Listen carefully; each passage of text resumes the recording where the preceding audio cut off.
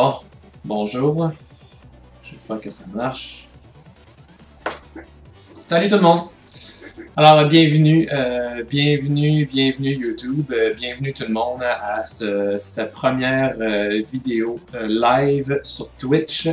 On va appeler ça la réunion du lundi. C'est quand même la première fois que je Twitch, alors les choses peuvent changer. On va peut-être changer le nom aussi. Mais bon, voilà. Alors, petite introduction. Je suis Egod. Je suis le développeur de The Curse of Tristram, la édition de Tristram en français. C'est le fun pour moi de parler en français aujourd'hui, parce que bien sûr, j'ai fait une vidéo en anglais, puis je me rends compte que j'ai beaucoup de misère à m'exprimer. Tant mieux si je fais une version française, et puis j'espère que vous allez apprécier. Alors, voilà, projet numéro 1, The Curse of Tristram sur StarCraft 2. Projet numéro 2, Warcraft Dungeons sur StarCraft 2. The Curse of Tristram va être un hack and slash, bien évidemment, dans le monde de Diablo 2. Bien sûr, le but du projet, c'est vraiment de reprendre Diablo 2 et le mettre dans une version un peu plus moderne, en gardant toujours le même feeling avec des modèles en 3D et puis le même old school feeling. C'est vraiment mon but numéro 1. Quand vous allez arriver sur The Curse of Tristram, jouer une partie, vous allez vraiment... Mon but, c'est que vous sentez que vous jouez à Diablo 2. C'est carrément ça. Donc, voilà pour le projet numéro 1. Alors, le projet numéro 2 est Warcraft Dungeons. Warcraft Dungeons, c'est un dungeon crawler multijoueur. Habituellement, les dungeon crawlers sont pas mal tous single player, habituellement. Puis, j'ai eu l'idée de faire un dungeon crawler multijoueur. C'est quand même un projet assez intéressant qui est quand même assez avancé. Je crois que toutes mes interfaces sont terminées. Elles ne sont pas toutes fonctionnelles, mais elles sont terminées. Je sais que dernièrement, j'ai terminé le système de quête et c'est vraiment très bien.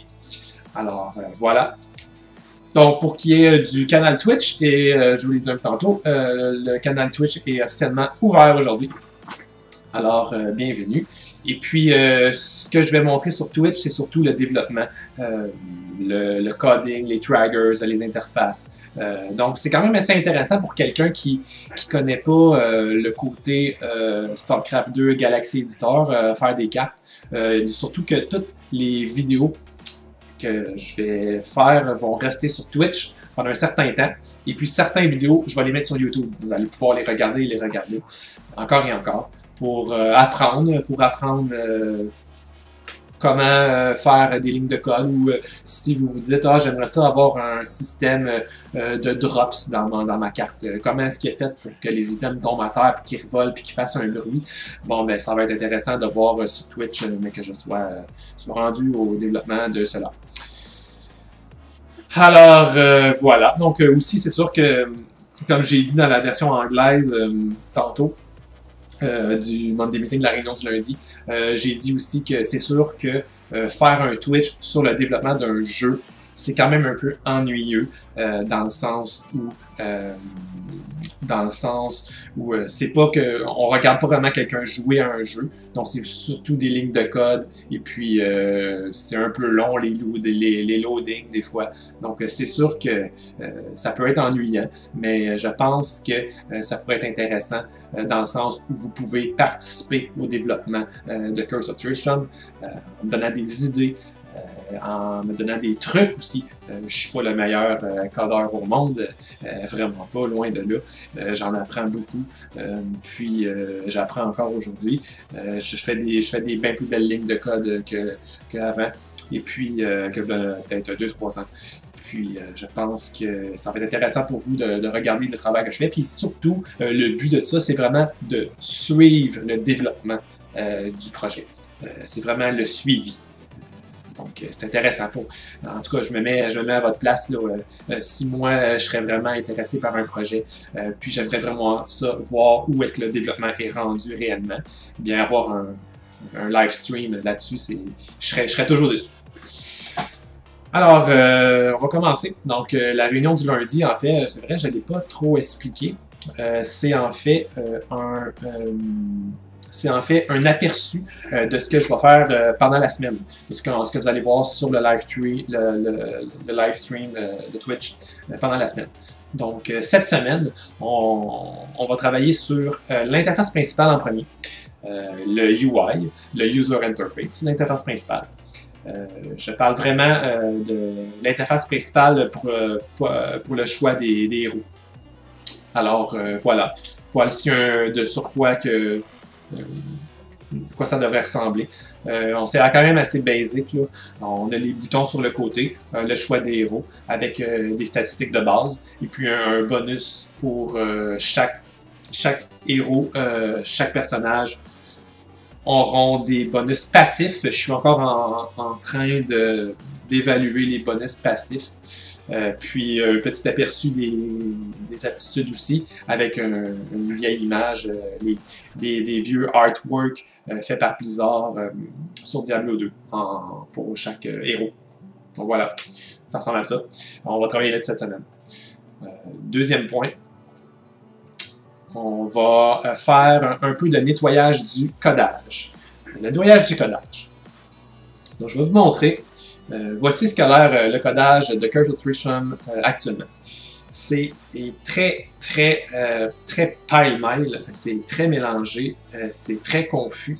La raison est simple, c'est que j'ai fait plusieurs versions du projet. Il y a plusieurs versions qui existent. Puis tout le codage, tout le triggers a resté le même. Ben, pas resté le même, mais ça a été une accumulation. Puis il y a beaucoup de ménage à faire. On va faire ça cette semaine, on va tout nettoyer, on va enlever ce qui est bon, ce qui n'est pas bon. Puis ça va je pense que ça va faire du bien au projet, ça va rafraîchir. Donc, bien sûr, tout ça dans le but que ça lag le moins possible aussi. Alors, prochain sujet. Troisièmement, on va... c'est en anglais, excusez-moi. Troisièmement, on va ajouter l'aspect multi de 6 joueurs. L'aspect multi est déjà présent, mais il n'est pas, comment je pourrais dire, il n'est pas parfait. Il y a du ralentissement et tout. Donc, le but, c'est que à tous les vendredis sur Twitch, prenez bien ça en note, à tous les vendredis soirs sur Twitch, je prévois faire un test en ligne pour ceux qui sont là. Je vais inviter quelques personnes à venir tester le jeu en ligne. Puis, pour ça, il faut que vraiment... que cette semaine, j'ajoute l'aspect multi, que je le code bien pour pas qu'il y ait des crashs constamment. Là. Donc, ça va être de faire ça cette semaine. Et puis, quatrièmement, je vais ajuster le système de groupe, le party system. Donc, le système de groupe, j'ai déjà une... voilà l'image. J'ai déjà une version de fait. J'ai déjà un système d'implanté. C'est quand même assez vieux. C'est un système que j'avais fait dans les premières versions de The Curse of Tristram. Donc, comme vous pouvez voir, il y a un nom qui est écrit Biodroid. C'est en fait une vieille version que j'avais fait avec des héros de StarCraft. Donc, par exemple, le codage du party system est vraiment très bien. Il est bien codé, il fonctionne bien. Je me souviens avoir pris le temps de le faire.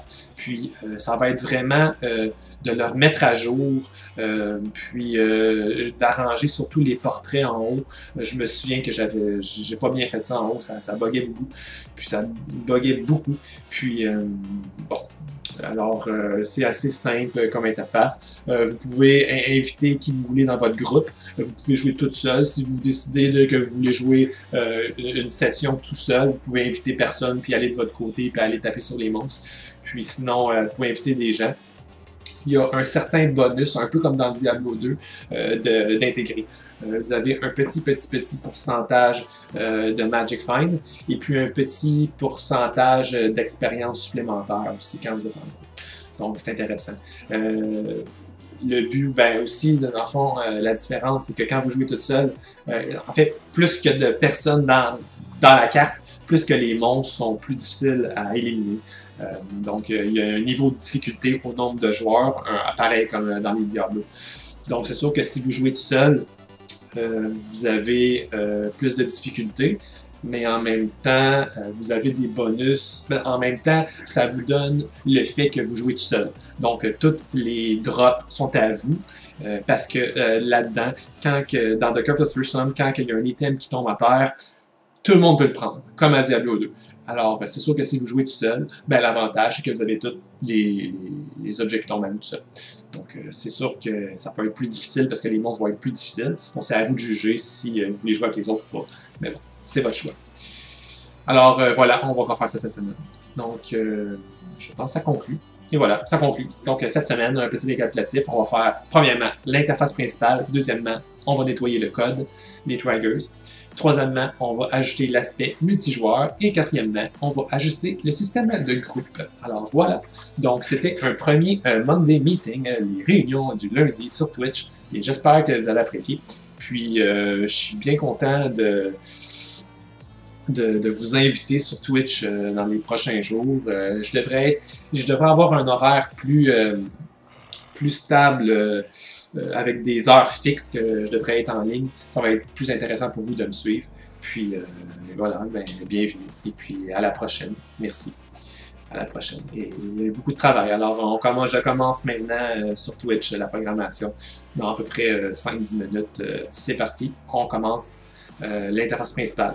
Donc, encore une fois, toutes les vidéos vont être sur Twitch. Donc, vous pouvez me suivre si vous avez manqué des épisodes. Il y a des bouts qui vous intéressent. Merci. Au revoir.